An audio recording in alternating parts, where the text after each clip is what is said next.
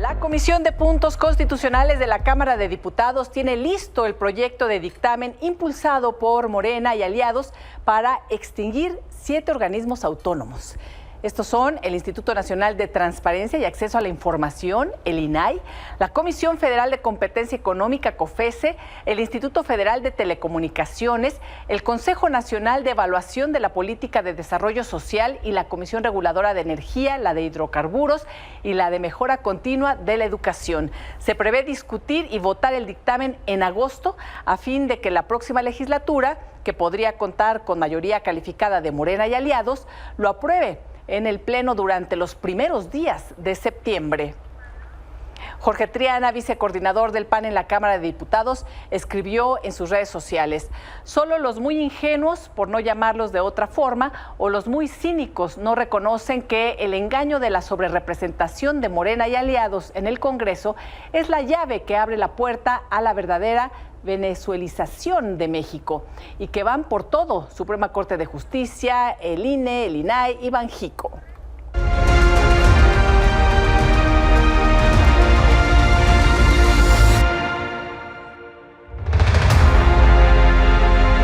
Y anoche el Consejo Nacional Electoral de Venezuela, afín al gobierno, dio a Nicolás Maduro como ganador en las elecciones. Ciudadanía venezolana y países de América Latina rechazaron los resultados. Nicolás Maduro Moro, del Gran Polo Patriótico, obtuvo 5.150.092 votos, con un 51.20%. El poder soberano electoral de Venezuela, quien ha emitido un dictamen que recibo con humildad, porque soy un obrero. Eso es lo que no me perdonan.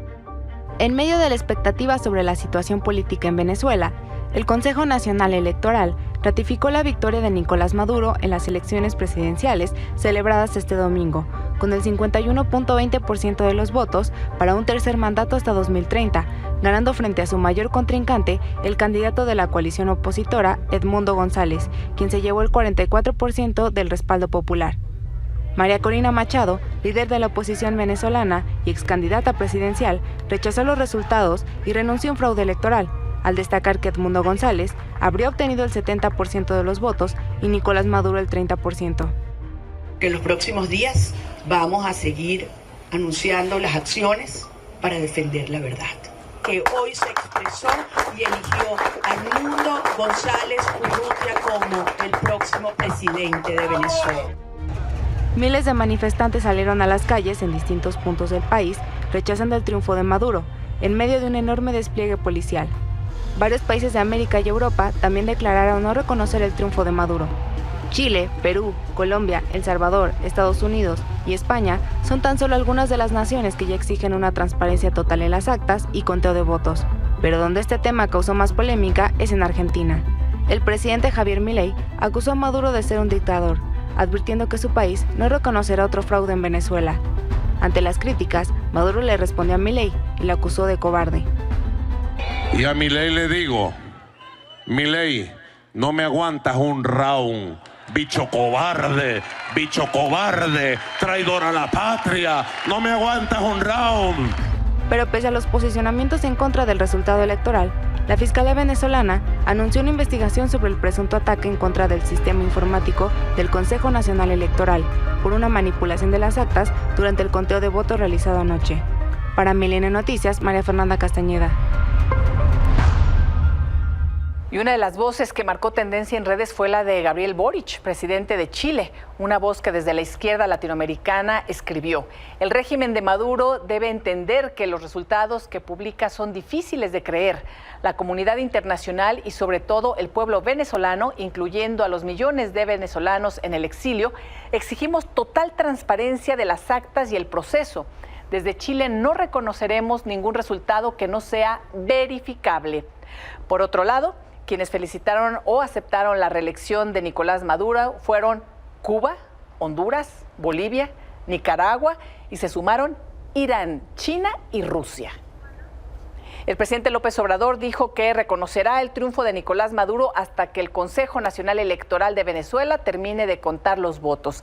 La Secretaría de Relaciones Exteriores lanzó un comunicado donde informó que el país se mantiene atento al conteo de votos para conocer los resultados finales. Agregó que México confía en que la voluntad del pueblo venezolano, expresada en las urnas, sea respetada. Y desde anoche hay protestas en Venezuela por el triunfo de Nicolás Maduro. Miles de venezolanos exigen que se retire del poder.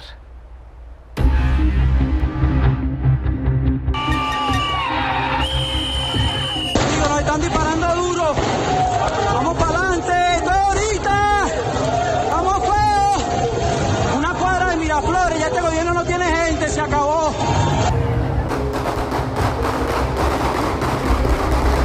Nicolás Maduro Moro, del Gran Polo Patriótico, obtuvo 5.150.092 votos. Edmundo González, de la Mesa de la Unidad, obtuvo 4 millones.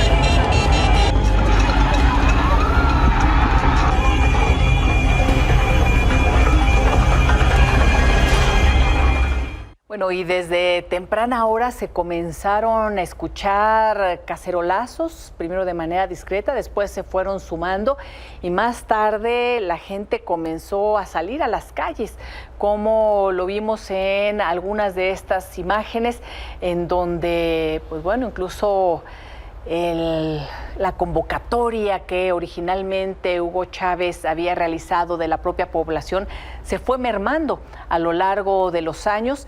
Hemos también consignado la salida de miles de venezolanos de este país, pero hoy vemos estas imágenes en donde los propios venezolanos dentro del país comienzan a manifestarse. Marco Teruggi, te encuentras en Venezuela con toda la información. Muchísimas gracias por hacer contacto con nosotros. Buenas noches, Marco. Marco Teruggi, buenas noches. Gracias por acompañarnos. ¿Qué tal? Muy buenas noches. ¿Cómo me escuchan? Bien, escuchamos muy bien, Marco, y veíamos estas imágenes de la gente saliendo a protestar, los cacerolazos y, bueno, la incertidumbre de la población dentro y fuera de Venezuela, en donde también los países se han manifestado a favor y en contra. ¿Cómo se encuentra la situación en estos momentos, Marco? Bueno, diría que ha sido un día caldeado.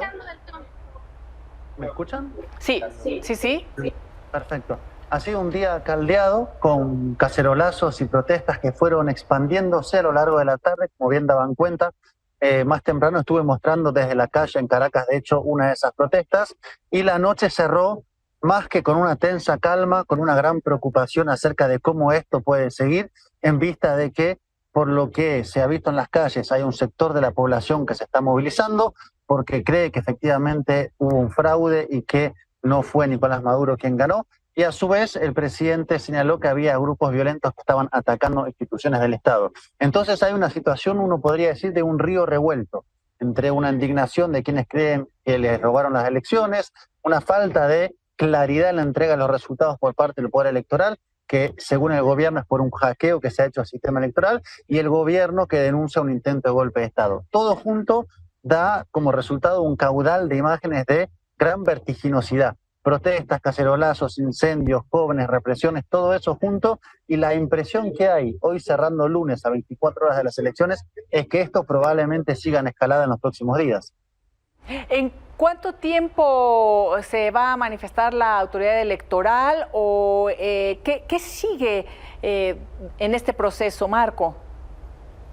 Es la pregunta del millón. De hecho, ¿por qué aún no se sabe pormenorizadamente los resultados? Como decía, según el gobierno, es porque hubo un ataque al sistema electoral que impide que sean todos los resultados puedan ser entregados Ahora bien, eso para una parte de la población no es una respuesta suficiente, tampoco así por lo que se ve para varios gobiernos internacionales, y esto hace que se amplíe la situación de la crisis. La pregunta que podría agregar es hoy, si el Consejo Nacional Electoral entrega los resultados, ¿esto aplacaría los ánimos? Y finalmente, recalcar lo que decía el presidente. Hay un sector de indignación, pero después hay gente que denuncia que estaba preparada ya para salir a la calle y realizar actos de violencia, lo cual trae a la memoria hechos anteriores en Venezuela que explicaba el presidente en una locución que hizo al empezar la noche. Así que hay que ver ahora si el Consejo Nacional Electoral entrega el resultado pormenorizado, pero cuánto efecto eso tiene a estas alturas del conflicto en lo que se está viendo en las calles. Marco, ¿y ahí en la calle hay militares o hay autoridades civiles del gobierno de Maduro? ¿Cuál es la situación? Bueno, hoy el día empezó en total tranquilidad, pero una tranquilidad de quien espera una tormenta. Comercios cerrados, poco tránsito, porque como ha habido muchas experiencias de crisis en Venezuela, hay como una reacción, un reconocimiento ante escenarios de esta naturaleza. Por eso el lunes empezó como con silencio hasta que empezaron las protestas y la noche terminó con la ciudad absolutamente apagada y cacerolazos en muchos lugares. Yo la recorrí cerca de las 7:30 de la noche y no quedaba ya casi nadie, salvo algunos focos de protesta en algunos lugares muy particulares. Pero hay un reflejo también de una gran parte de la población de guardarse, porque lo que percibe es un escenario caótico, con policías desplegados, guardias nacionales, manifestantes, militantes de oposición, sectores armados que empiezan a aparecer. Todo eso de conjunto hace que la población termine por guardarse tempranamente, porque ya tiene memoria de episodios de esta naturaleza. Pienso, por ejemplo, en el 2017. Sí, Marco, pues vamos a estar muy pendientes de lo que ocurra. Muchas gracias por el reporte, por la información y, si nos lo permite, sigamos en contacto. Cómo no, a disposición para contar lo que está pasando en Venezuela. Muchas gracias. Buenas noches. Buenas noches. Y el presidente López Obrador se reunió con padres y madres de los 43 normalistas de Ayotzinapa desaparecidos desde el 2014. Su representante legal, Vidulfo Rosales, dijo que el encuentro terminó sin grandes avances. Los familiares de los normalistas salieron inconformes.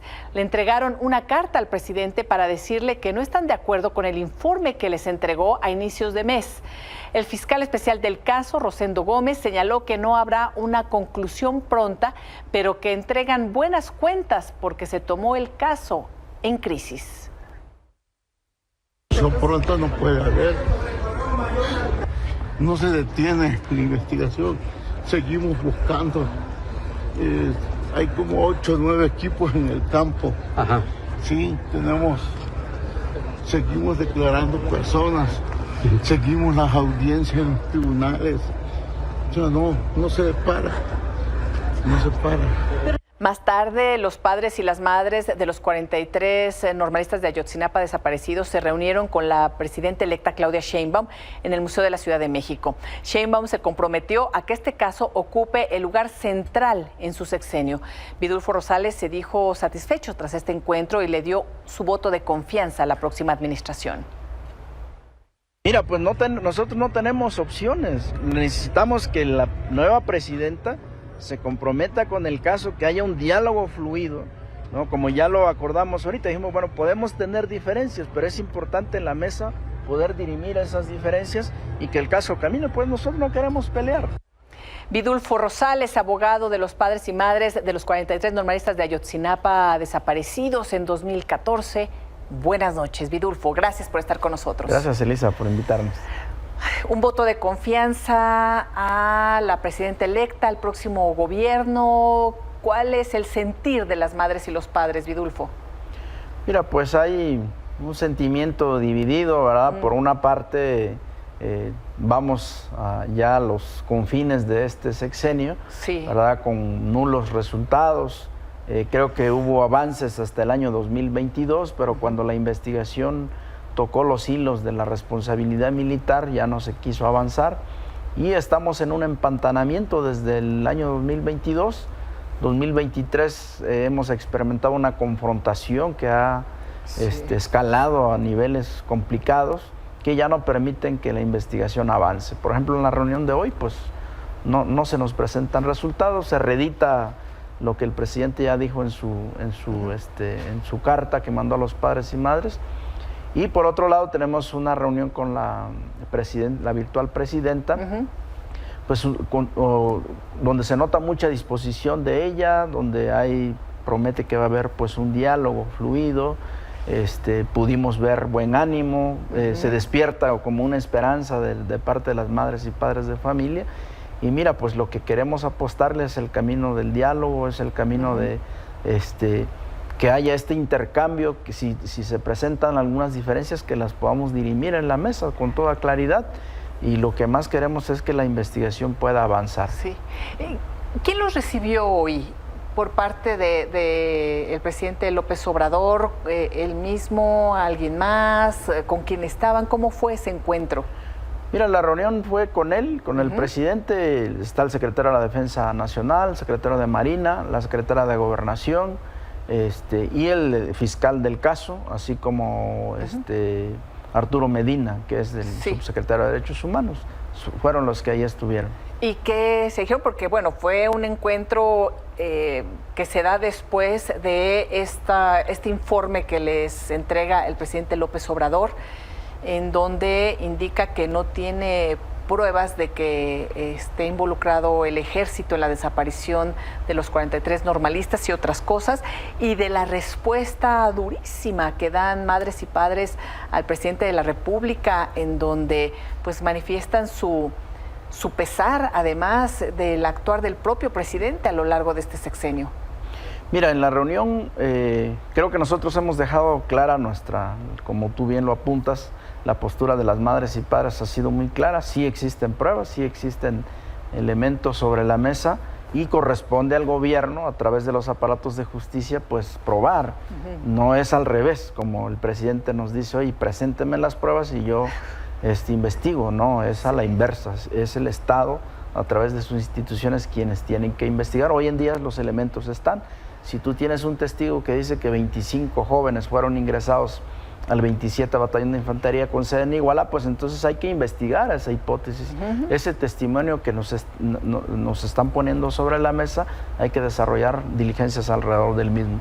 Si hubo una infiltración de soldados en la Normal Rural de Ayotzinapa que supieron cómo salieron los estudiantes, si hubo militares desplegados en terreno que estuvieron oyendo dónde se llevaban los estudiantes, por lo menos 17 estudiantes, está probado que el ejército escuchó a dónde los llevaban. Bueno, todo eso se tiene que investigar. Y máxime si había vínculos de la delincuencia del grupo delictivo Guerreros Unidos con mandos del 27 Batallón de Infantería, pues tenemos una serie de elementos que nos indican que hay que profundizar. Pero hoy el presidente dice, no, pues esas son cuestiones indirectas, no hay prueba de su responsabilidad directa de ellos en la desaparición. Decimos, estos elementos son suficientes para profundizar y corresponde al Estado, al gobierno, pues probar, no a nosotros.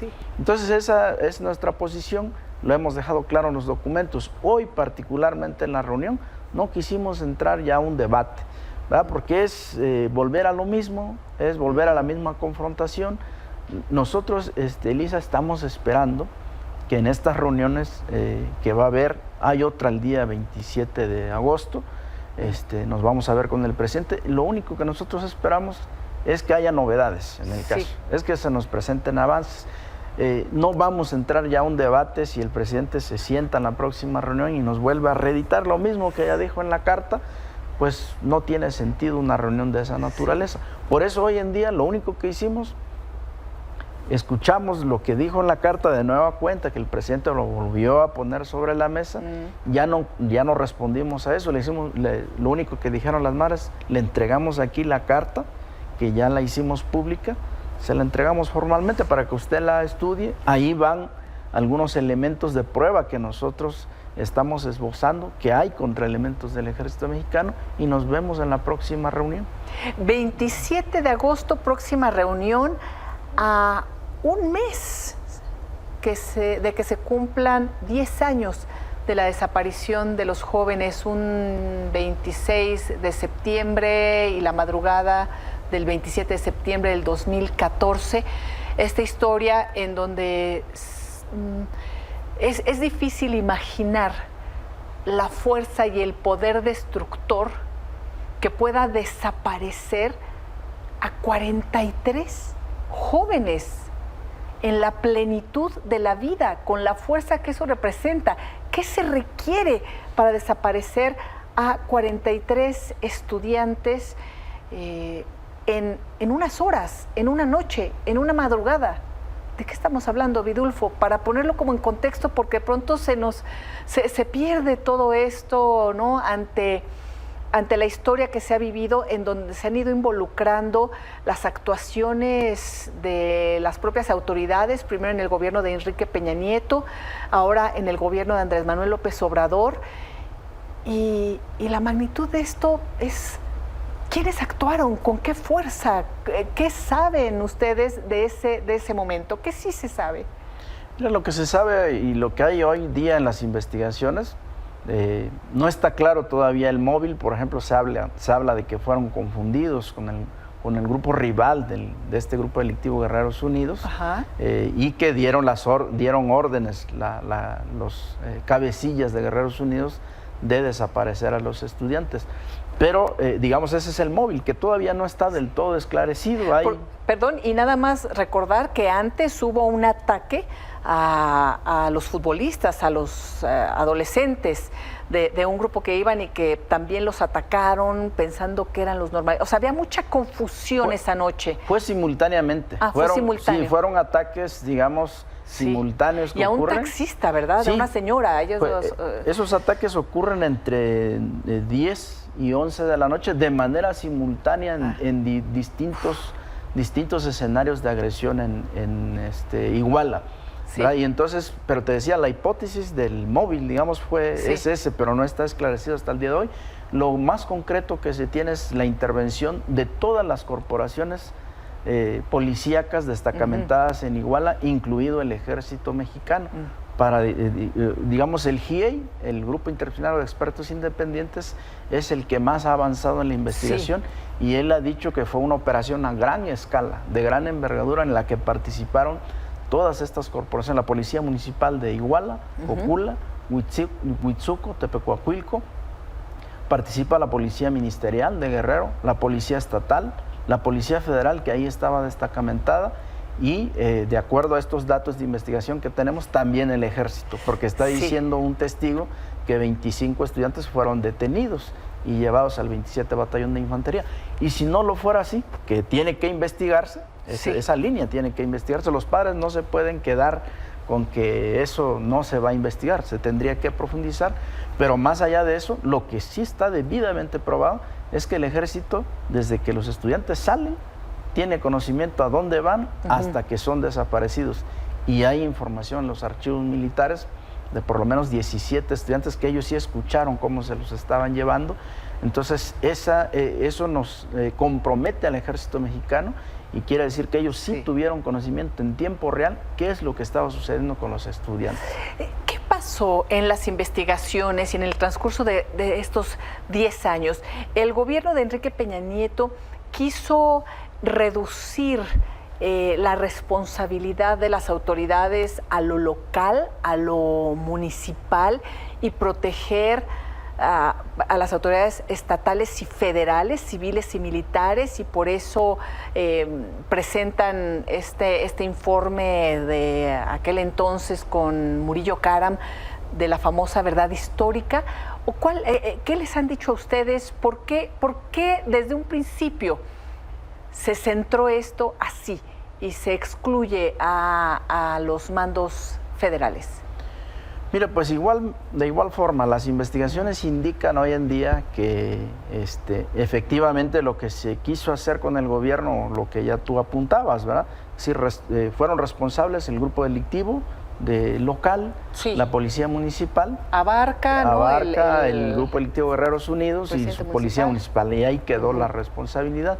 Lo que indican las investigaciones, por ejemplo, es que la participación de todas estas corporaciones policíacas, digamos, son detenidos en distintos escenarios en Iguala, no los detienen de manera conjunta a todos los estudiantes. Varios están tratando de huir en distintos autobuses, son detenidos y son entregados. Todas las corporaciones policíacas los entregan al grupo delictivo Guerreros Unidos, y ya posteriormente, como participa el ejército, participan otras autoridades, creemos nosotros que lo que trató de hacer el gobierno de Peña Nieto es ocultar la participación de las autoridades federales, y se inventa este tema de la verdad histórica. Por ejemplo, un dato que hoy se tiene es que Tomás Herón de Lucio acordó con policías ministeriales de Guerrero la entrega de por lo menos 10 restos óseos.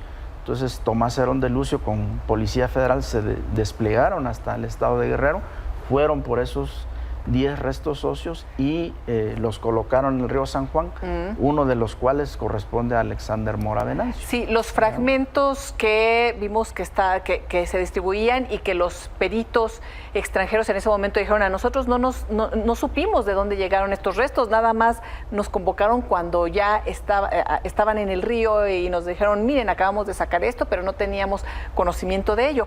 Ahora, de todas estas irregularidades y la profundidad de la investigación del GIEI, apuntaban ya a asuntos importantes que tendrían que ser investigados, y en ese sentido el presidente López Obrador no era ajeno también a estas investigaciones del propio GIEI, que ya daban indicios de que estaban involucradas las autoridades municipales, estatales y federales, civiles y militares.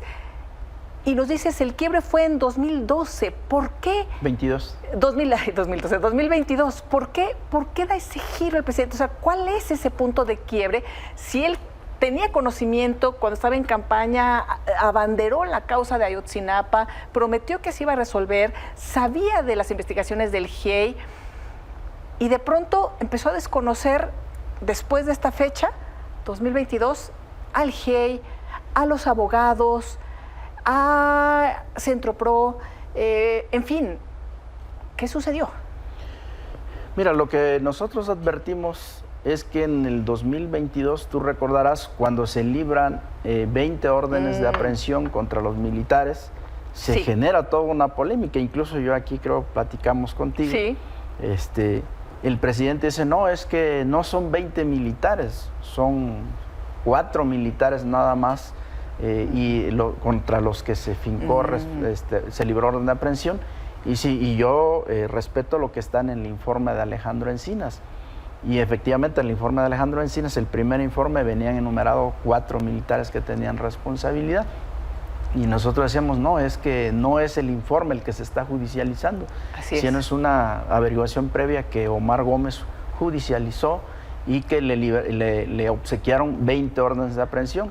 Omar Gómez, en aquel entonces el fiscal especial que dependía de la Fiscalía General de la República, de Gertz Manero, y tienen esta confrontación también, y por cierto también lo empiezan a descalificar. Sí, al propio y lo empiezan a hostigar él, por esa razón renuncia. Se dio un debate fuertísimo ahí del presidente y nosotros, él diciendo que solamente la responsabilidad de los militares se reducía a 5, y nosotros decimos, no, son 20, ahí están las órdenes de aprehensión. Bueno, después recordarás que se cancelaron 16 de esas 20 órdenes de aprehensión, y ya posteriormente en otras reuniones, ya en el 2023, se sacó el compromiso con él mismo en una reunión con el presidente de que se reactivaran esas órdenes de aprehensión.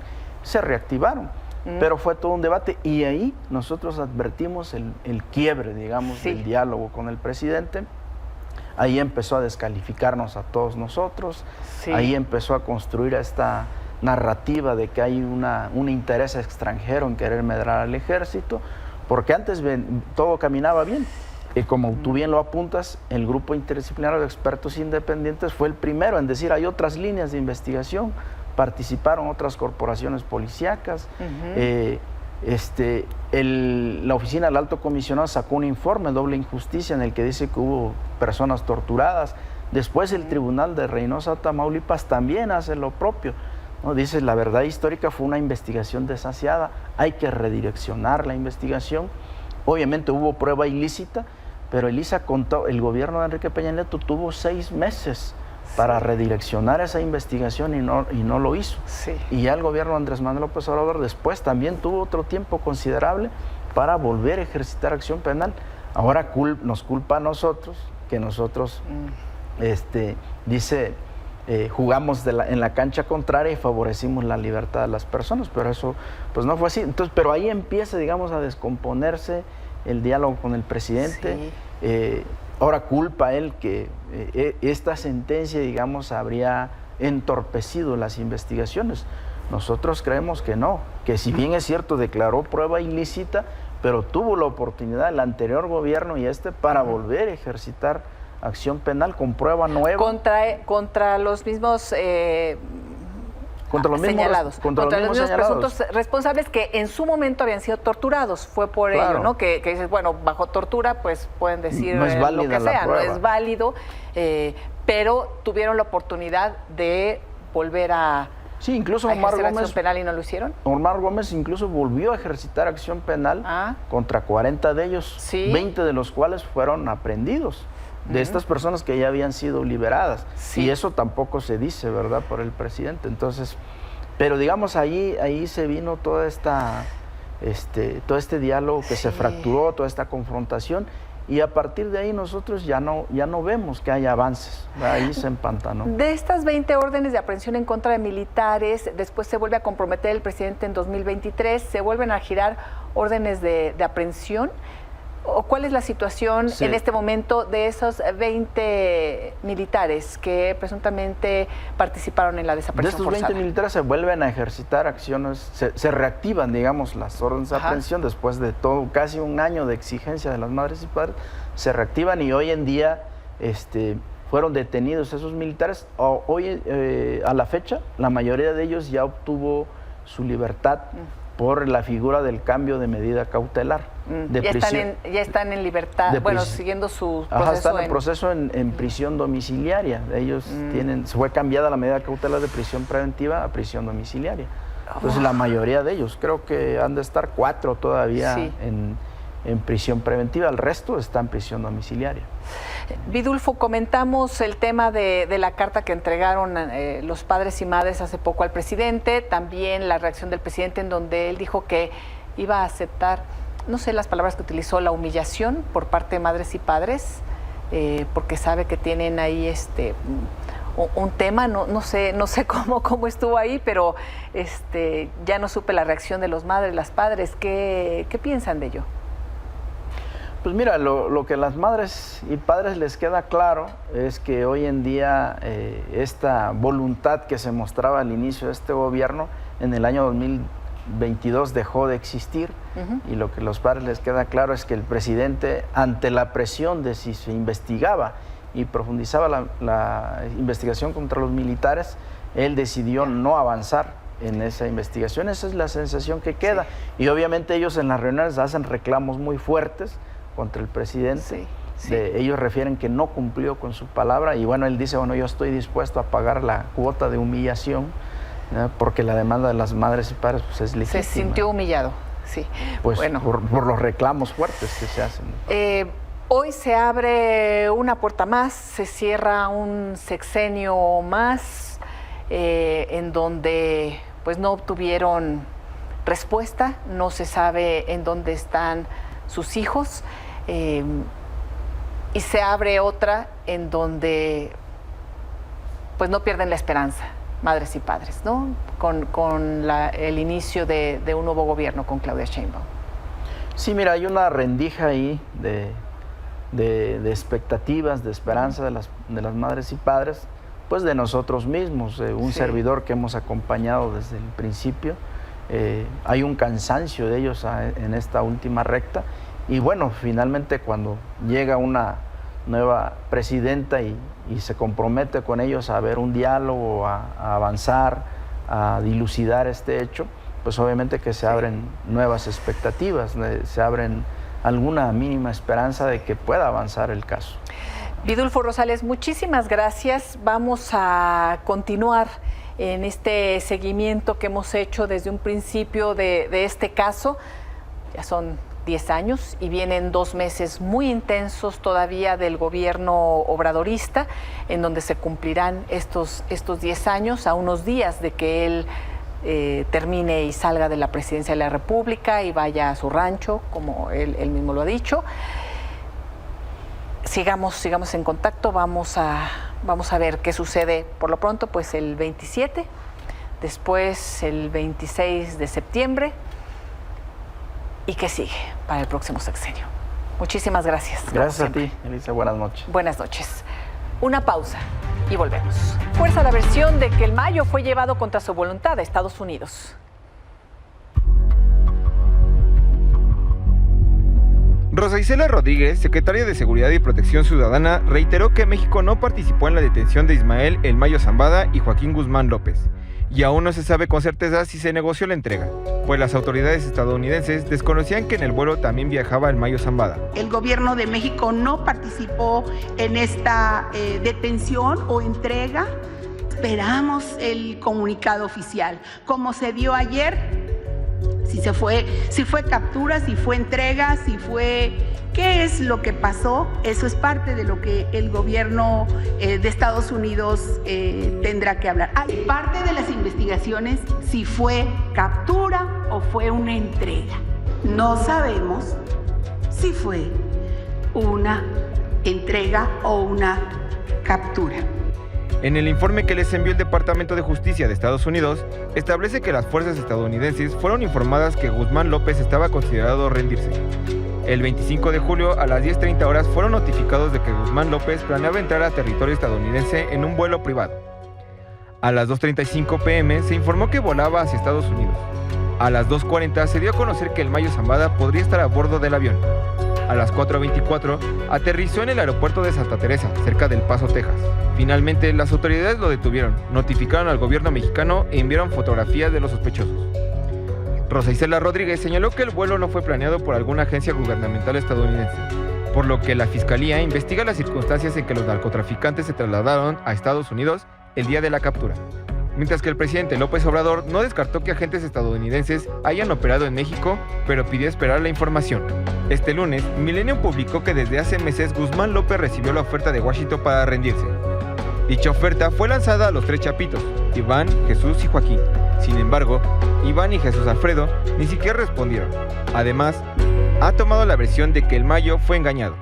A esta versión se suma lo dicho por su abogado, quien aseguró que fue secuestrado y llevado con violencia a Estados Unidos. Milenio Noticias.